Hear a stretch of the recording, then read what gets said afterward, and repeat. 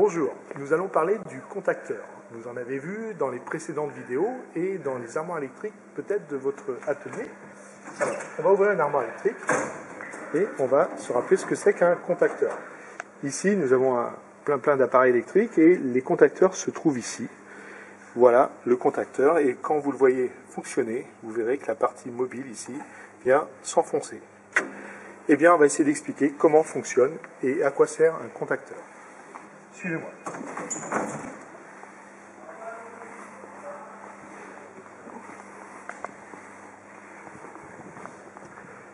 Alors, avant de parler du contacteur proprement dit, on va parler un petit peu du moteur électrique, puisque les contacteurs que nous utilisons sont souvent utilisés pour démarrer les moteurs.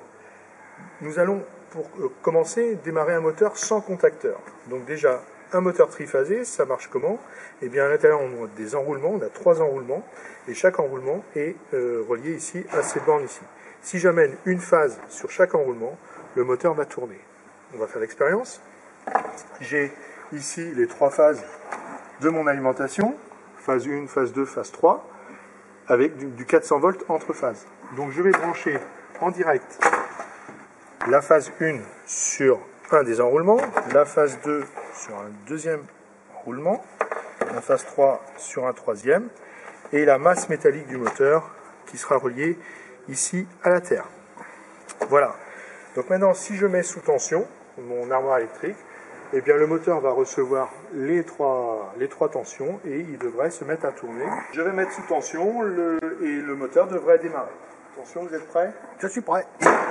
Voilà, le moteur fonctionne. tourne parce qu'il reçoit la bonne tension sur chacune de ses phases. Maintenant, j'arrête le moteur. Maintenant, l'idée c'est de pouvoir démarrer le moteur, mais sans passer par la coupure générale de l'alimentation. Donc c'est pouvoir démarrer le moteur avec des interrupteurs. Alors, on ne peut pas mettre un seul interrupteur puisqu'on a vu qu'il y avait 3 phases. Et donc, s'il y a 3 phases, il nous faut couper les 3 phases. On va quand même faire le montage. Donc, j'ai coupé ici.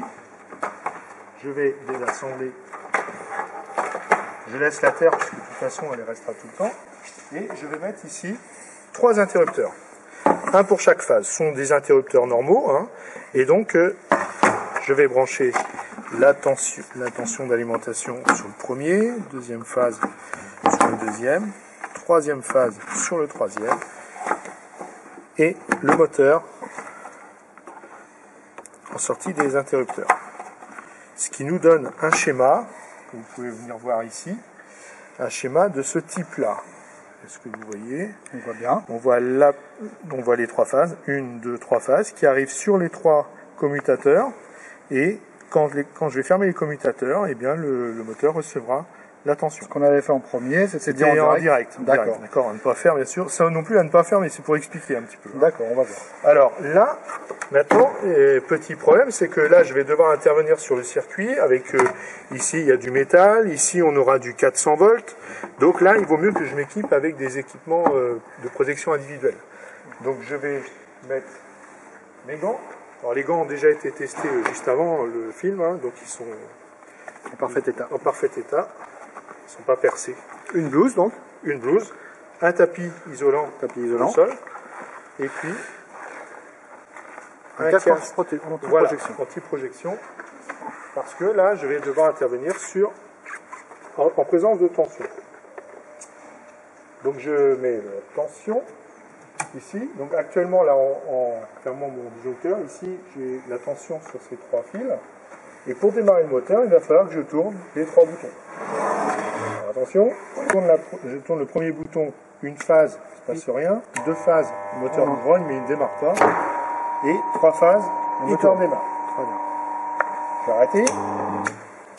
Donc on voit que ce n'est pas très pratique comme solution pour démarrer un moteur, parce qu'il va falloir que j'intervienne avec des gants et que je tourne 3 boutons tournants en même temps, enfin, ou le plus vite possible, avec le risque d'en oublier un aussi, ce qui ne ferait pas du bien au moteur.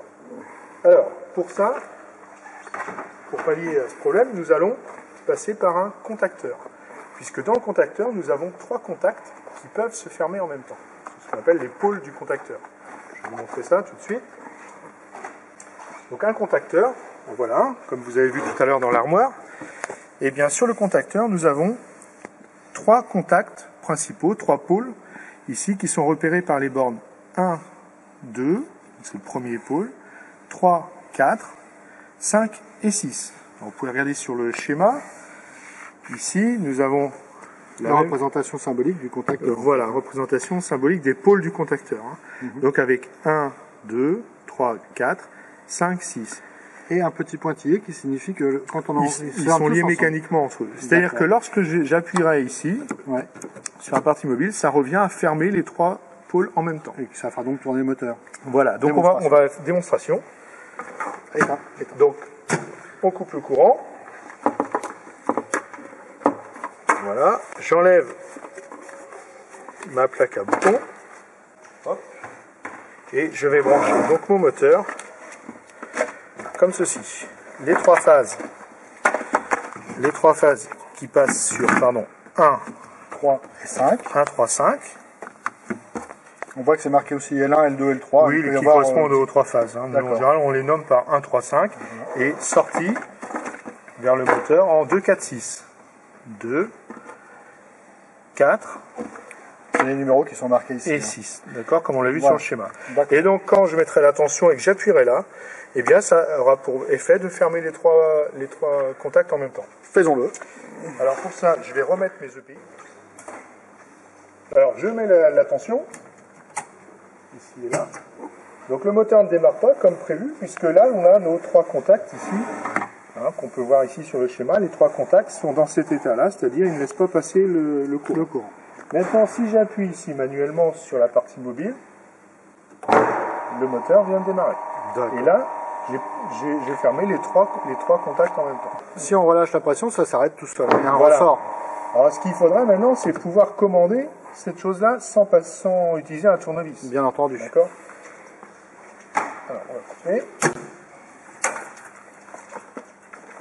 Alors, on va voir maintenant que dans un contacteur, il y a une bobine.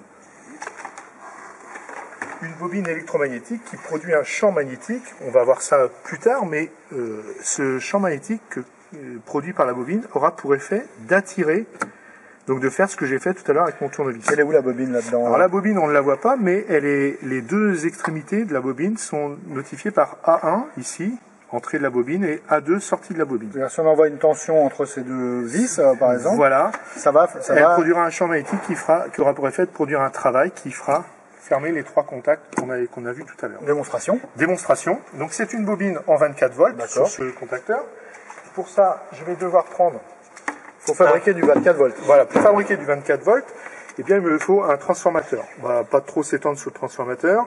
Lui, ce transformateur sera alimenté en 400 volts ici. C'est pratique puisqu'on a justement du 400 volts. Donc je vais l'alimenter en 400 volts.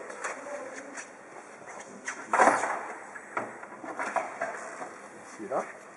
Donc je vais prendre une première phase, le courant est coupé, une première phase que je vais amener ici, une seconde phase, n'importe laquelle, que je vais amener là. Donc là, quand il y aura la tension ici, j'aurai une tension de 24 volts ici. Entre le fil bleu et le fil rouge. Voilà, et donc je vais amener la tension directement ici sur ma bobine. Ouais. Donc là, j'ai plus besoin de gants. Je vais pouvoir mettre sous tension mon installation. Alors, dès que je vais mettre sous tension, eh bien, la bobine recevra, et comme il n'y a pas d'interrupteur sur cette bobine, elle va envoyer directement de la tension sur l'électrode, en fait, sur la bobine. Et donc, ça a pour effet d'actionner le contacteur. Et donc, dès que vous allez mettre le courant, finalement, le moteur va tourner, si j'ai bien compris. Voilà, normalement, si tout se passe bien. On y va? On met le courant. C'est le cas. Ça fonctionne. On peut voir que le contacteur, effectivement, il est enfoncé. Voilà. Ok, très bien, merci. Alors maintenant, on peut peut-être regarder le schéma. Voilà, donc là, en fait, on vient de faire à peu près ce schéma-là. Enfin, ce schéma est un peu plus chiadé, on va dire, puisque ici vous reconnaissez donc notre transformateur. Ici, vous reconnaissez, alors c'est la symbolisation de la bobine qui attire les 3 contacts. Et sur ce schéma, on a rajouté un interrupteur. Ça, c'est plus amusant, c'est plus malin, puisque en fait, quand on va actionner cet interrupteur, on va agir sur du 24 volts. Et voilà, dès que le 24 volts arrivera sur cette bobine, eh bien, les contacts vont se fermer. Et donc, je pourrai actionner ça sans gants, puisque je serai sous une tension faible de 24 volts. Le 24 volts n'est pas dangereux alors. N'est pas dangereux. Et donc, et puis je n'ai qu'un seul contact à actionner pour fermer les 3 contacts ici. Ah, d'accord. Allons-y, démonstration. Allons-y, démonstration. Ici, je vais reprendre un seul bouton. D'accord? Donc je vais passer ici. Je rentre dans ce bouton ici. Je ne sais pas si vous comprenez le schéma. Moi, j'arrive à comprendre. Hein. En fait, la phase va passer par l'intermédiaire d'un interrupteur, tout simplement. Voilà, exactement. Voilà. Ici. Donc on va quand même refaire le... Donc voilà, la phase, disons le 24 volts, phase 24 volts, rentre non plus directement sur la bobine, mais par un interrupteur. Je sors de cet interrupteur, je rentre dans A1, d'accord, et puis le retour vers le neutre du transformateur. Donc voilà, donc je viens de reproduire ce schéma ici, que vous pouvez revoir ici. C'est exactement ça qui est câblé, d'accord. Voilà, donc là, pareil, donc pas besoin de gants cette fois-ci, puisque il n'y a pas de souci, je suis en 24 volts, même s'il y avait un défaut d'isolation ou quelque chose comme ça, je ne risque rien. D'accord. Je vais mettre sous tension. Voilà. Et donc là, le moteur ne fonctionne pas, c'est normal, puisque le bouton est actionné. Et là, je vais fermer. Voilà, et je démarre le moteur, je l'arrête, je le démarre. Donc je ne sais pas si vous voyez. Donc, si, on voit bien, Voilà, quand j'actionne ça, finalement, j'envoie... Vas-y, refais un petit peu quand même. Voilà. Finalement, c'est une sorte de télécommande en 24 Exactement. volts. Donc là, on voit maintenant qu'il y a... Je vais couper. Qu'il y a deux circuits, en fait. On a le circuit de commande. Dans le circuit de commande, on a tout ce qui va permettre la commande de la bobine. D'accord. Donc c'est un circuit. Donc en général, on utilise des couleurs et des sections différentes lorsqu'on câble. Et on a le circuit de puissance qui, lui, est relié sur les pôles du contacteur. Alors on peut le voir aussi sur le schéma, hein, le circuit de puissance. Voilà. Alors le circuit de puissance. C'est très simple. Le circuit de puissance, c'est celui qui inclut les pôles du contacteur et le récepteur au final qu'on veut faire fonctionner. Là, c'est un moteur, mais on pourrait imaginer des résistances électriques ou quelque chose d'autre. Hein. D'accord. Et le circuit de commande, donc? Le circuit de commande, lui, il démarre sous le transformateur. Hein. C'est-à-dire la plus basse tension ici. La plus basse tension ici. Et là, on a le circuit qui inclut la bobine. Donc là, on a mis pour l'expérience un commutateur de position, mais ça pourrait être un thermostat, ça pourrait être un pressostat ou n'importe quel autre organe qui ferait que ça démarre automatiquement le moteur lorsqu'il se ferme électriquement. D'accord, donc on aura l'occasion de revoir dans plein d'exemples possibles. Tout à fait. Là, c'est exactement la même façon. Là, on montrait ça pour expliquer comment fonctionne le contacteur. Eh bien, merci Monsieur Lucas. De rien.